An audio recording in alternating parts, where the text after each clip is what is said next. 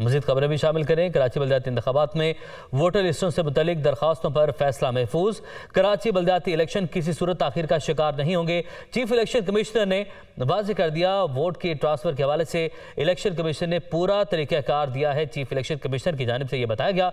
Election से एक दिन पहले भी वोटर लिस्टें अपडेट होती रहती हैं। चीफ इलेक्शन कमिश्नर की जानिब से यह भी वाज़ेह किया गया। वकार सईद हमारे साथ मौजूद हैं, उनकी जानिब बढ़ते हैं। वकार बताएगा, चीफ इलेक्शन कमिश्नर की जानिब से वाज़ेह तौर पर बता दिया कि इलेक्शन अब ताख़ीर का शिकार नहीं हो सकते, फैसला महफूज है, कब तक सुनाया जाएगा? जी बिल्कुल, ये कराची और हैदराबाद की जो सिंध में लोकल बॉडीज़ का जो दूसरा फेज़ है उससे मुतल्लिक जो एमकेएम की एक दरख्वास्त थी, जिसमें ये इस्तदा की गई थी कि जो इलेक्शन है इसको नई वोटर लिस्टों पर कराया जाए, जिसमें जो वकील थे उनकी जानिब से बुनियादी तौर पर दो दलाइल दिए गए। एक तो ये कहा गया कि जिस वक्त ये वोटर लिस्टें जो है वो मंजूर की जा रही थी, उस वक्त जो इलेक्शन कमीशन था वो मुकम्मल नहीं था, यानी उसके जो दो मेंबरान थे उनकी तैनाती जो है वो नहीं हुई थी। जबकि उनकी जानिब से दूसरा जो मेन आर्गूमेंट पेश किया गया वो ये कि अब चूंकि नई जो इंतखाबी फहरिस्तें हैं वो तैयार हो चुकी है, लिहाजा इलेक्शन कमीशन जो नई इंतखाबी फहरिस्तें हैं उस पर जो है वो इंतखाबात कराए। जबकि जो चीफ इलेक्शन कमिश्नर है, जो मेंबर केपी है, उनकी जानिब से बार बार कहा गया कि जो इलेक्शन एक्ट है, जो आइन है, उसके मुताबिक ये बात बिल्कुल क्लियर है कि तीन रुकनी कमीशन होगा वो उसको भी वो इख्तियारात हासिल होंगे, आइनी इख्तियारात जो है वो हासिल होंगे।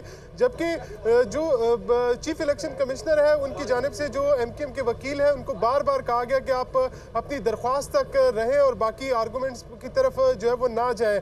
जबकि जो एमकेएम के वकील हैं उनकी जानिब से बार बार इस बार पर इसरार किया गया, चूँकि इलेक्शन कमीशन की जानिब से जो नई वोटर लिस्टें हैं वो जारी की गई हैं, लिहाजा जो इंतखाबात है वो इसी पर कराए जाएँ। जिसके बाद जो चीफ इलेक्शन कमिश्नर है उन्होंने अपने रिमार्क्स में ये बात वाज़ेह की कि जो इंतखाबात है वो किसी भी कीमत पर जो सिंध में फेज़ 2 के जो लोकल बॉडी इलेक्शन है उसको किसी भी कीमत पर जो है वो मुलतवी नहीं होने दिया जाएगा।